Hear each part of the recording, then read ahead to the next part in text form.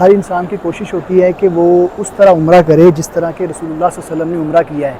تو میں کوشش کروں گا کہ ویسے ہی تمام کام جو ہے وہ سر انجام دوں جس طرح رسول اللہ صلی اللہ علیہ وسلم نے کیے ہیں. یہاں پہ احرام باندھ لیے اور احرام باندھنے کے بعد جو ہے 2 نفل پڑھنا جو ہے وہ سنت ہے. تو احرام جو ہے وہ سمپل 2 چادریں جو ہیں وہ سلی ہوئی نہ ہوں، اس کو آپ کسی بھی طریقے سے جو ہے وہ باندھ سکتے ہیں، اوپر بیلٹ لگا لیں اور اس کے بعد جو ہے آپ 2 نفل نماز پڑھ لیں. یہ میقات جو ہے یہ طائف والا میقات ہے اور یہ افضل ہے.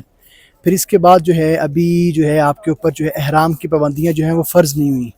تو اس کے بعد جو ہے جب آپ نے کہنا ہے لبیک اور جب آپ نے نیت کر لینی ہے تو پھر آپ کے اوپر احرام کی پابندیاں جو ہیں وہ واجب ہو جائیں گی. پھر یہاں سے جو ہے مکہ جانا ہے اور پھر وہاں جاتے ہوئے تلبیہ جو ہے وہ اونچی آواز سے پڑھنا ہے. بیسیکلی جو ہے عمرہ کے 3 ارکان ہیں، ایک ہے احرام باندھنا اور دوسرا ہے طواف کرنا اور تیسرا ہے سعی کرنا، اور 2 اس کے فرض ہیں. پہلا فرض یہ ہے کہ جو احرام ہے وہ میقات میں جا کے باندھنا، اور دوسرا یہ ہے کہ جب آپ کا سعی مکمل ہو جائے اس کے بعد جو ہے وہ آپ نے حلق کروانا ہے، ٹنڈ کروانی ہے.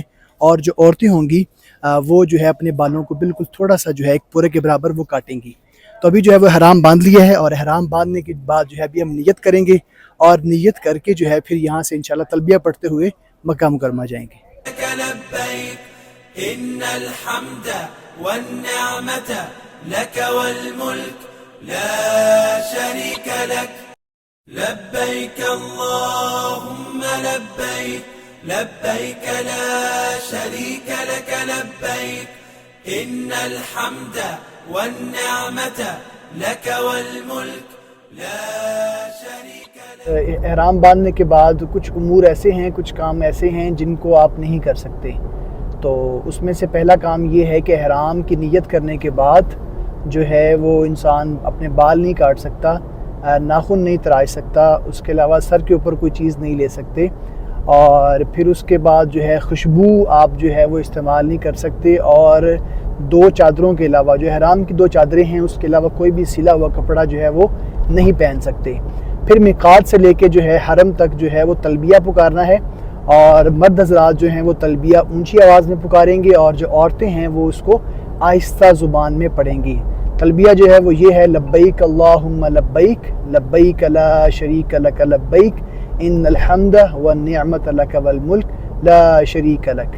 اس کا ترجمہ یہ ہے لبیک اللہم لبیک، اے اللہ میں حاضر ہوں، اے اللہ میں حاضر ہوں، لا شریک لک لبیک، اے اللہ تیرا کوئی بھی شریک نہیں ہے، ان الحمد والنعمت تمام تعریفیں جو ہیں ہے لک والملک، اور جو بادشاہت ہے وہ بھی ساری تیری ہی ہے.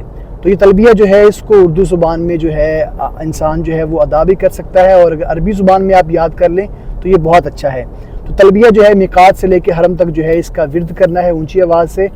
لبيك اللهم لبيك لبيك لا شريك لك لبيك إن الحمد والنعمة لك والملك لا شريك لك.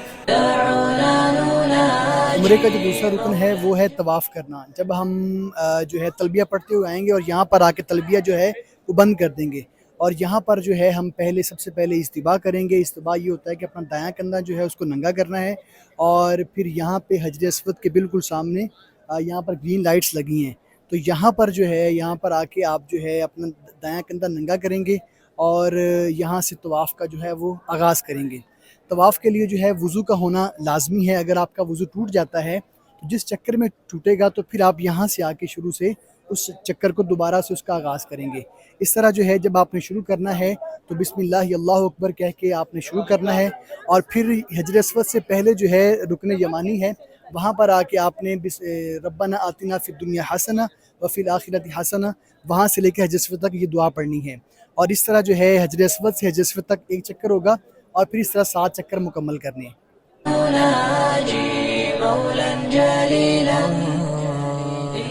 طواف کے 7 چکر مکمل کرنے کے بعد آپ نے 2 نفل ادا کرنے ہیں. اگر آپ کو مقام ابراہیم کے پاس جگہ مل جائے تو بہت اچھی بات ہے، نہیں تو پھر آپ حرم میں کہیں پر بھی جو ہے 2 رکعت جو ہے نفل ادا کریں گے. اس کے لیے یہ ہے کہ آپ کا جو کندھا ہے آپ نے اس کو ڈھانپ لینا ہے، اور پھر اس کے بعد جو 2 نفل ادا کرنے ہیں. آپ نے پہلی صورت جو ہے اس میں الحمدللہ کے بعد قل یا ایھا الکافرون پڑھنا ہے، اور دوسری رکعت میں جو ہے الحمدللہ کے بعد جو ہے وہ سورۃ الاخلاص قل هو اللہ احد پڑھنا ہے. 2 رکعت نفل ادا کرنے کے بعد جو ہے آپ دعا بھی کر سکتے ہیں، اور پھر اس کے بعد جو ہے آپ جائیں گے زمزم کے پاس، چونکہ یہاں پہ زمزم جو ہے ہر جگہ پہ اویلیبل ہے، آپ کہیں سے بھی زمزم جو ہے وہ پئیں، اور پھر اس کے بعد جو ہے صفا مروہ کے لیے روانہ ہو جائیں. اور اگر آپ جو ہے طواف کے بعد جو ہے وہ تھک چکے ہیں تو پھر آپ تھوڑی دیر جو ہے وہ سٹے بھی کر سکتے ہیں. تھوڑا سانس بحال کرنے کے بعد جو ہے آپ صفا مروہ کی سعی کے لیے روانہ ہو جائیں. عمرے کا جو تیسرا رکن ہے وہ ہے صفا مروہ کی سعی کرنا. جب آپ صفا پہاڑی پر آ جائیں گے تو پھر یہاں پر آ کے آپ نے سب سے پہلے دعا پڑھنی ہے، قرآن پاک کی آیت کی تلاوت کرنی ہے. ان الصفا والمروۃ من شعائر اللہ فمن حج البیت او اعتمر فلا جناح علیہ ان یطوف بہما ومن تطوع خیرا فإن اللہ شاکر علیم. پھر اس کے بعد 3 دفعہ اللہ اکبر اللہ اکبر اللہ اکبر پڑھنا ہے، اور پھر اس کے بعد جو ہے لا الہ الا اللہ وحدہ لا شریک لہ لہ الملک ولہ الحمد یحیی ویمیت وہو علی کل شیء قدیر. لا الہ الا اللہ وحدہ لا شریک لہ انجز وعدہ ونصر عبدہ وہزم الاحزاب وحدہ. یہ دعا جو ہے 3 دفعہ پڑھنی ہے، اور پھر اس کے بعد جو ہے خانہ کعبہ کی طرف منہ کر کے آپ کوئی بھی دعا کر سکتے ہیں. اور جب یہ آیت اور یہ پڑھنا ہے تب بھی آپ کا منہ جو ہے وہ خانہ کعبہ کی طرف ہی ہونا چاہیے.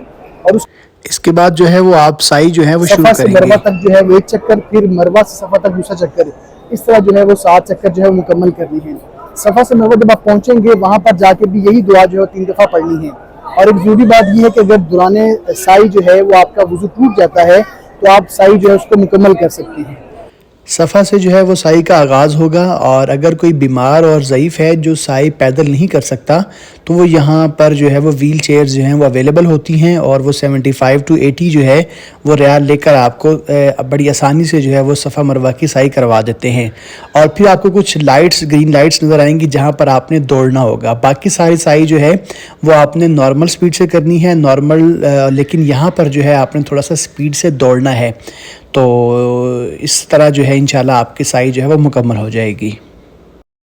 نہیں جی الحمدللہ ہماری سعی جو ہے مکمل ہو چکی ہے، اور ہم اس وقت مروہ پہ موجود ہیں. ہمارے 7 چکر جو ہے وہ مکمل ہو گئے ہیں. اس کے بعد جو ہے ہم لوگ جو ہے وہ حلق کروائیں گے، اور حلق ٹنڈ کروانے کے بعد جو ہے وہ احرام کھول دیں گے انشاءاللہ.